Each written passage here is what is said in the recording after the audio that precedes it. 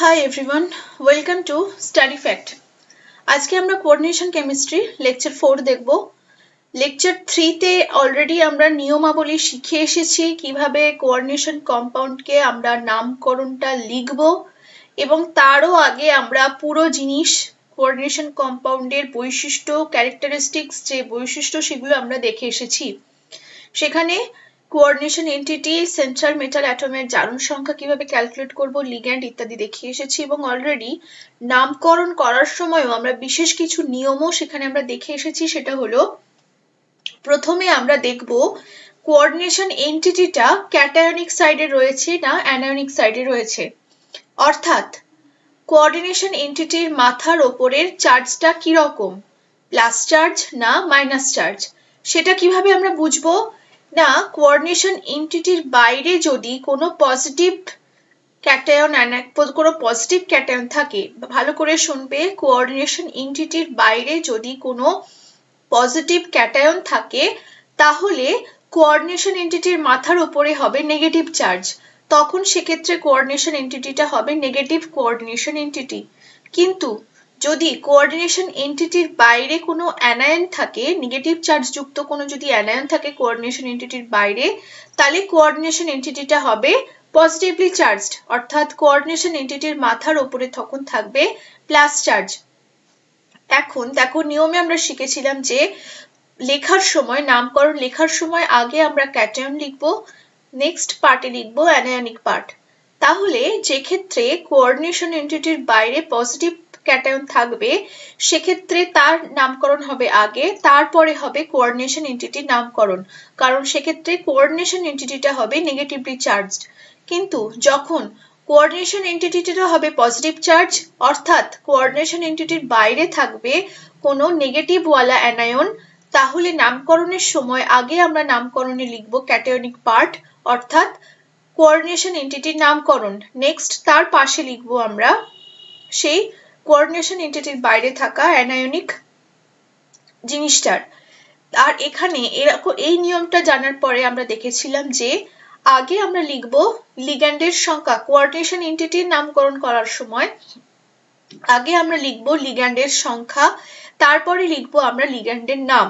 যদি এক প্রকার নাম থাকে, এক ধরনের লিগ্যান্ড থাকে, তাহলে সেক্ষেত্রে কোনো ব্যাপার নেই অ্যালফাবেটিক্যালি অর্ডার হিসেবে লেখার। কিন্তু যদি দু রকমের বা তার বেশি রকমের লিগ্যান্ড থাকে তাহলে লিগ্যান্ডের নামকরণটা শুরু করব আমরা অ্যালফাবেটিক্যালি অর্ডারে। যার অ্যালফাবেট আগে আসবে সেই লিগ্যান্ডের নামটা হবে আগে এবং যার অ্যালফাবেট পরে আসবে সেই লিগ্যান্ডটার নাম হবে পরে। যদি দুরকম লিগ্যান্ডেরই নাম শুরু হয় একই প্রকার অ্যালফাবেট দিয়ে, for example amine and aqua, তাহলে সেক্ষেত্রে অর্থাৎ কি বললাম, যদি দুটো লিগ্যান্ডের নাম শুরু হয় একই রকমের অ্যালফাবেট দিয়ে, তাহলে আমরা কি করে বুঝবো কোন লিগ্যান্ডটাকে আগে লিখবো? তখন আমরা বুঝবো সেকেন্ড অ্যালফাবেটটা কি আছে, তখন আমরা দেখব সেই লিগ্যান্ডটার সেকেন্ড অ্যালফাবেটটা কি আছে। যদি সেকেন্ড অ্যালফাবেট ডিফার করে তাহলে দেখব যে অ্যালফাবেট আগে আসবে সেই অ্যালফাবেট অনুযায়ী সেই লিগ্যান্ডটার নামও হবে আগে। ওকে, তাহলে অ্যামিন আর অ্যাকোয়ার মধ্যে আমরা দেখেছিলাম অ্যামিনটাকে আমরা আগে লিখছি কারণ অ্যামিনের ক্ষেত্রে এর পর আসছে এম, আর অ্যাকোয়ার ক্ষেত্রে দেখেছিলাম এর পর আসছে কিউ। সেই কারণে অ্যালফাবেটিক্যালি এম যেহেতু আগে আসে কিউ এর আগে, সেই কারণে অ্যামিনের নামকরণ আমরা লিখেছিলাম অ্যাকোয়ার আগে। নেক্সট আমরা দেখেছিলাম লিগ্যান্ডের টাইপ। লিগ্যান্ডের টাইপ কি রকম হবে? যদি নর্মাল একযোজি টাইপের লিগ্যান্ড হয়, অর্থাৎ একযোজি বা নিউট্রাল লিগ্যান্ডের মতো যদি হয়, অর্থাৎ সেখানে যদি ওয়াটার থাকে বা অ্যামিন থাকে, অর্থাৎ NH3 থাকে বা Cl থাকে বা Br থাকে, এই টাইপের যে নর্মাল বা সালফেট যদি থাকে, মানে নর্মাল লিগ্যান্ড যেগুলো নর্মাল অ্যানায়নিক বা নিউট্রাল টাইপের যে লিগ্যান্ড বা ক্যাটায়নিক টাইপের যে লিগ্যান্ড, সেগুলোর ক্ষেত্রে সেই লিগ্যান্ডের সংখ্যাগুলোকে আমরা চিহ্নিত করেছিলাম লিখে ডাই, ট্রাই, টেট্রা, পেন্টা, হেক্সা এইভাবে। কিন্তু যদি লিগ্যান্ড হয় বাইডেন্টেড, ট্রাইডেন্টেড বা লিগ্যান্ড যদি হয় অর্গানিক, সেক্ষেত্রে কিন্তু লিগ্যান্ডের সংখ্যার আগে আমরা বসিয়েছিলাম 20 ফর লিগ্যান্ডের সংখ্যা যখন 2, ট্রিস যখন লিগ্যান্ডের সংখ্যা 3, টেট্রাকিস যখন লিগ্যান্ডের সংখ্যা 4। ওকে, কখন 20 ট্রেস ট্রাকিস কখন লিখবো? যখন লিগ্যান্ডটা হবে বাইডেন্টেড, ট্রাইডেন্টেড বা অর্গানিক লিগ্যান্ড। তাহলে তখন অর্গানিক লিগ্যান্ডের ক্ষেত্রে লিগ্যান্ডের সংখ্যাগুলোকে আমরা 20 ট্রেস এইভাবে লিখবো এবং লিগ্যান্ড লেখার সময় আমরা লিগ্যান্ডটাকে ব্র্যাকেটের মধ্যে লিখবো। নর্মাল লিগ্যান্ড যখন আমরা থাকবে তখন এই ব্র্যাকেটে লিগ্যান্ডের নামকে লেখার কোনো দরকার নেই, কিন্তু লিগ্যান্ড যখন হবে বাইডেন্টেড, ট্রাইডেন্টেড বা অর্গানিক টাইপের, সেক্ষেত্রে কিন্তু লিগ্যান্ডের নামটাকে আমরা ব্র্যাকেটের মধ্যে লিখবো।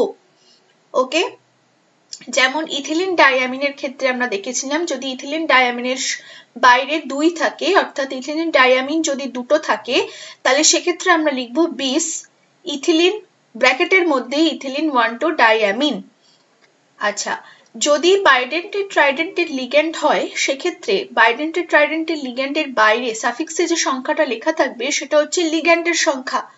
সেখানে কিন্তু সেই লিগ্যান্ডটা কটা ডোনার অ্যাটম প্রোভাইড করছে সেন্ট্রাল মেটালের সাথে সেটা কিন্তু উল্লেখ করা নেই। সেক্ষেত্রে আমাদের লিগ্যান্ডটাকে দেখে বুঝতে হবে সেই লিগ্যান্ডটা বাইডেন্টেড না ট্রাইডেন্টেড। যদি একটা লিগ্যান্ডে দুটো ডোনার অ্যাটম থাকে, তাহলে লিগ্যান্ডের সংখ্যা যদি 3 থাকে, তাহলে সেখানে টোটাল যে ডোনার অ্যাটম হবে 6টা। একটা লিগ্যান্ডে যদি দুটো ডোনার অ্যাটম থাকে এবং সেই লিগ্যান্ডের সংখ্যা যদি 3টে হয়, তাহলে সেখানে 3 × 2 অর্থাৎ 6, অর্থাৎ সেই সেন্ট্রাল মেটালটার কোঅর্ডিনেশন নাম্বার হবে 6 নাকি 3। ওকে, 3 কিন্তু হবে না। লিগ্যান্ডের সংখ্যা 3 থাকুক বা 2 থাকুক, সেক্ষেত্রে কিন্তু 2, 3 কিন্তু কোঅর্ডিনেশন নাম্বার হবে না সেন্ট্রাল মেটাল অ্যাটমটার। কারণ যদি লিগ্যান্ডের সংখ্যা 2 থাকে আর লিগ্যান্ড যদি দুটো ডোনার অ্যাটম প্রোভাইড করে, সেক্ষেত্রে সেন্ট্রাল মেটাল অ্যাটমের কোঅর্ডিনেশন নাম্বার হবে 2 × 2 = 4। যদি লিগ্যান্ডের সংখ্যা 3 থাকে এবং লিগ্যান্ড যদি দুটো ডোনার অ্যাটম যদি প্রোভাইড করে, তাহলে সেক্ষেত্রে সেন্ট্রাল মেটাল অ্যাটমের জারণ কোঅর্ডিনেশন নাম্বার হবে 3 × 2 = 6। তাহলে এটা বোঝার জন্য আমাদের লিগ্যান্ড দেখে বুঝতে হবে সেই লিগ্যান্ডটা বাইডেন্টেড না ট্রাইডেন্টেড। বাইডেন্টেড মানে যখন একটা লিগ্যান্ড দুটো ডোনার অ্যাটম প্রোভাইড করে, আর ট্রাইডেন্টেড মানে যখন লিগ্যান্ডটা 3টে ডোনার অ্যাটম প্রোভাইড করে, টেট্রাডেন্টেড মানে যখন লিগ্যান্ডটা 4টে ডোনার অ্যাটম প্রোভাইড করে, এন্ড সো অন। বোঝা গেল? নেক্সট আমরা দেখেছিলাম যে কোনো অ্যানায়ন যদি লিগ্যান্ড হিসাবে থাকে, তাহলে সেই লিগ্যান্ডের শেষে আমরা ও হিসাবে লিখি নামকরণের সময়। আমরা দেখেছিলাম Cl- যদি লিগ্যান্ড হিসাবে থাকে সেটা হলো ক্লোরাইড, নর্মাল অ্যানায়নিক নাম হলো ক্লোরাইড, কিন্তু লিগ্যান্ডের নাম হবে ক্লোরিডো। লিগ্যান্ডের নাম হবে ক্লোরিডো, লিগ্যান্ডের নাম হবে ব্রোমিডো বা আয়োডিডো, এইভাবে হবে।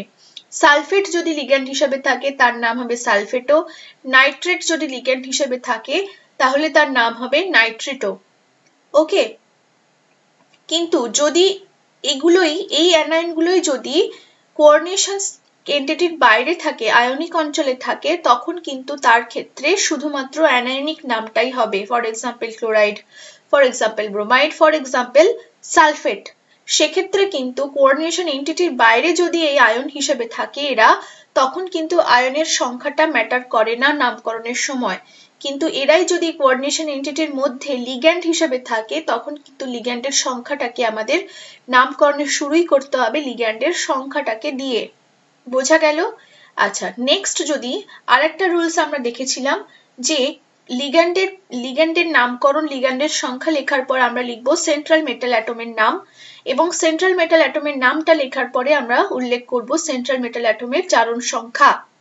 এবং এই জারণ সংখ্যা কিভাবে ক্যালকুলেট করব সেটা বোঝার জন্য আমি বলেছিলাম যে কোঅর্ডিনেশন এন্টিটির বাইরের চার্জটাকে খেয়াল রাখতে।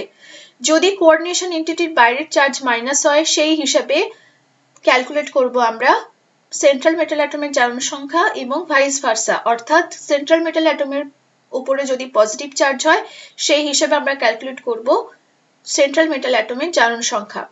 ওকে, যদি কোঅর্ডিনেশন এন্টিটিটা নিউট্রাল হয়, তাহলে সেক্ষেত্রে সেন্ট্রাল মেটাল অ্যাটমের জারণ সংখ্যা কি হবে?